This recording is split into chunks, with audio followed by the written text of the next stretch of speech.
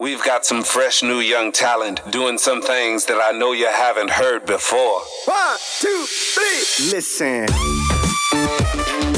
Welcome to Finances, your home for all things financial, investment, money and lifestyle. Hosted and curated by the very talented team of certified financial planners, Burke Financial Partners. This is the Finances podcast. This is a short and sharp one. Today we had no topics. How could we have no topics, Ben? There's always topics. It just depends how long we want to talk for. We could talk all day and just ramble on. But I thought, again, I raised this one and it's probably been touched on and off a few times, but just about the desire of parents or grandparents or friends to help kids and family members to, get ahead in life, whether that's be a property or even just helping them out with a lump sum. So again, we deal with that a lot. We're probably dealing with that more and more as it's become more difficult to actually get ahead in life and get into things like the property market. I think property is often the trigger, but just getting their feet on the ground in their financial journey. So I think we've been fortunate enough to be involved with lots of parents and grandparents who've set up those little, mini investment accounts. We probably refer them as. Do you know where that began? Well, probably Peter. It's Peter. Yeah, 100%. So, where I saw it begin was him doing that for me. I said it on one of the earlier podcasts where he said, here's $1,000, I'm going to put $100 a month into it. And at some point you'll take it over. You'll add a contribution to yourself. So getting into the habit of installment investing. And that's the thing I would say to clients who we talk about, we might raise it, they might raise it. It's probably 50-50 split. But when you get to that point in time where you decide you might want to transition that wealth over for them to use as a first car, a first home, maybe it goes towards a holiday or something as a small business. But sometimes I say, look, at the worst, they might not need it at that point, but they can take over control of it and then they can just get themselves educated. Like they start with an investment account and they can sort of just ride that process and learn, by experience of having it. So a lot of people just never had an investment before. And even if they are open to it, get them involved early with it, like get them on board with, checking the report from when they're in their teenage years onwards. They get to see what the dividend is and an income and, the tax consequences, the growth and what the market does over that period of time. So they might not be that interested, but within that, 5 to 10 year period, they actually learn a lot about markets and investments. Can I give a quick anecdote? Go for quick. it. I had a client appointment yesterday. Obviously won't talk names. And it worked out that I'd known this client since she was 13 and she's 33 today. And her parents have been clients, and exactly what you've just spoken about was what her parents did for her, set up a small investment account that she started to get a bit of appreciation for. It was an index investment. Today, she has investment properties. She has direct shares. She has an exposure and an understanding of how market. She does some gearing, so she's borrowed for investment purposes.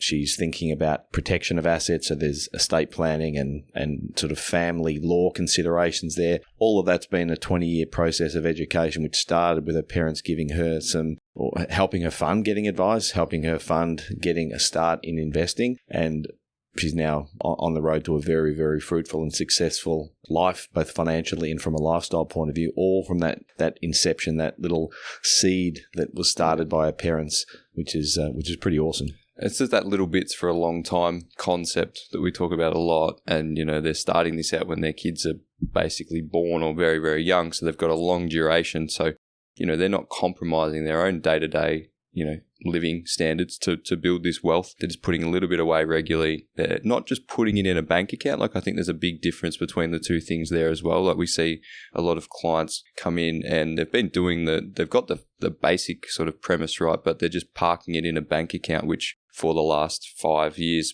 sort of give or take, has earned pretty much nothing. So it's actually sort of worth less than what it was at the start because of that inflation's running higher than interest rates. So investing it, getting some market movement and some market returns through dividends, interest, coupon payments, whatever it may be, and then reinvesting and building makes a massive difference when you extend that out over potentially a couple of decades. So I think we're big in that, obviously, education space. And I think it's, as much as it's a really good financial uplift, the education of having it is really important. I've got a couple of clients in similar situations. The two sons of one of Peter's probably original clients, and they did their investment account that came across from their mum and dad giving them a little bit of assistance. They pulled money out, they bought a house, but they always continued to keep putting their little bit into that investment account So they sort of bought small, modest properties that they could afford and fund comfortably. Getting through that now, they probably had them for close to a decade. Now they've got their investment account built up again. They're ready to go again. Maybe look at purchasing a second property or upgrading their initial property into something a bit more long-term for them. So they've got flexibility. They've got levers they can pull on because they've got this pool of wealth that they've built over now for them in their late 30s. It's taken them a while to get to that point, but they've lent on it multiple times as well, and it's a great safety blanket. Yeah, I think that idea of a safety blanket or something, a pool of assets or assets that you can either secure things against or you can draw from, or that generate some supplementary income in times of, reduction in income. When you have a family and you need to turn the tap on to an income for income purposes from investments, there's so many benefits of actually starting early, growing a pool of funds.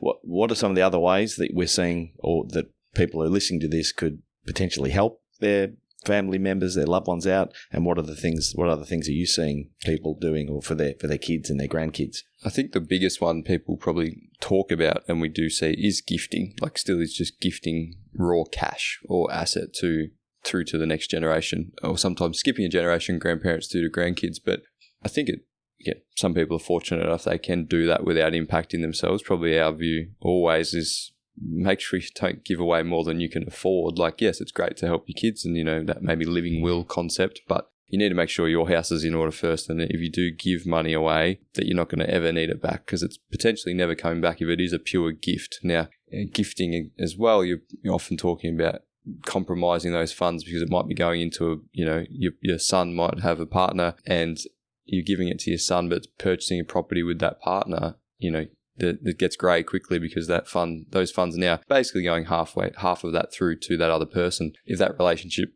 unravels, then you're probably never ever going to see those funds again, especially if it's a gift and you've got no written contract. So you need to look at the difference between a gift and a loan agreement.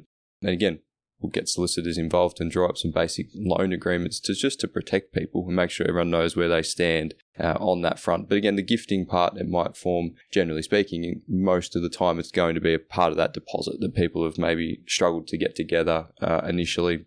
They need to get to their 10 or 20 or 15%, whatever the bank or broker is telling them. So it's a bit of a top-up, sugar hit to get them through to that point to then service that loan themselves. So again, gifting or potentially loaning and then paying it back over an agreed period. They're probably the biggest ones we see in terms of just that lump sum transition. That's what I see anyway. And again, I'm not sure what you feel and see. I think that's still the most common, probably because it's the most simple. People go, oh yeah, we gave, our daughter 30 grand, we're going to give our son 30 grand if they can afford to do so when their time is due. I think a couple of things there. The gifting element is reasonably simple. It's probably the consequences, the second and third order consequences that most people don't think about, and it's probably painful for some people to listen to this and think, I just want to gift my kids some money, but that's what we're here for. Our job is to actually think about that next stage of those funds and what the intended purpose of it is, and also the risk to both parties, the risk that you're giving away more money than you can afford to give away. And I think as clients are getting older too, the other thing which has come up recently is just being very mindful. I know they call it elder abuse nowadays, but being us as advisors, you mention it, we've actually got to have, number one, our client's best interest at heart. So we'd first look at them and say, okay, have you sorted your own financial affairs out? Can you then afford to gift or support? At what level of risk does it put you at? But in simple terms, it's becoming much more expensive to get ahead in life these days, to get a property, and there is a significant amount of wealth, which we spoke about on a previous podcast, in sort of the baby boomers and beyond. How that actually transitions, whether it be through the likes of living wills or gifting, or whether it's left for the estate, they're all really important considerations.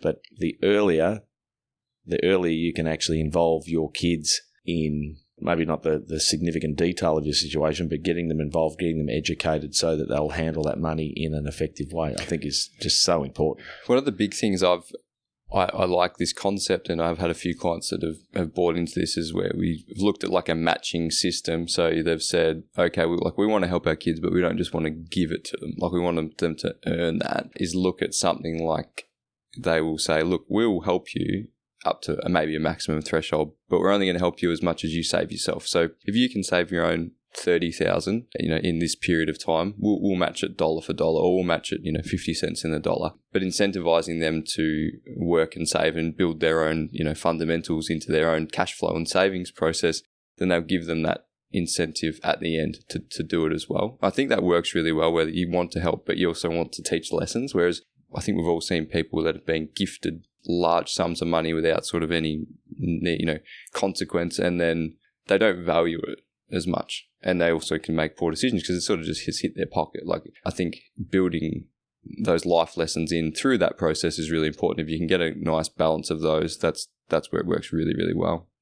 One of the things you didn't have on your list there, which I know you do, and you've got a number of clients where this is the case, is actually parents supporting their children in terms of getting advice by helping them fund the process of getting advice. So it might not necessarily be about giving them money, it might not necessarily be about loaning the money or guaranteeing for a property, but funding their need for advice and paying for the support that they get to get a professional advisor to give them some dedicated and personalised advice, I think can be another really good leg up. Yeah, I've got multiple of those, and you're probably the same, heaps of them, where the parents sort of have maybe been on that journey with us for a period of time and really value us, but to get their kids to sort of take those first steps, and respectfully, they're coming in pretty raw to what we even do. So they go, look, we'll fund you to get on board and see the guys and work through that initial process and get some advice. Then they start to understand it, get themselves in the right position, know where they stand. Like, some of them think they're ready to go with buying a property. They're not even close. Some of them think they're not even close and they're probably ready. So paying for that advice to get some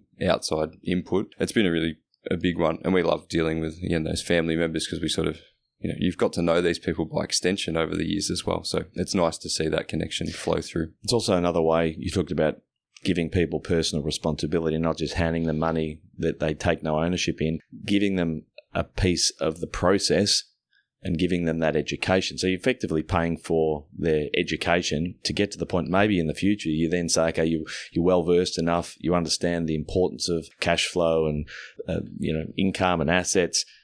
Okay, now's the time to help support with a contribution, a gift, a loan, or whatever it might be. One of the things, I'll just mention this quickly, I think this will be another whole podcast in itself, but is just around the gifting principle. And I've seen where people have come unstuck with it around Centrelink. Like, so that's more so probably likely to be the grandparents gifting to their kids or grandparents gifting to the grandkids, and they're around that sort of aged care or age pension age. There's a lot of rules and regs around what you can and can't gift, how long it'll count against you. You've got to be very careful with that. And I think that's where sometimes people seek advice too late, and it's very, very hard, near impossible sometimes to undo those situations. And they leave themselves compromised where they haven't put themselves first, and they've now got maybe no age pension but no asset, or they've got a heap of aged care costs and no assets and no income to support those costs. Generally speaking, those systems work quite fairly if you haven't done anything drastically, in terms of transition of assets without planning. I think that's where most of the time, if you just do your planning right, those systems work quite fairly.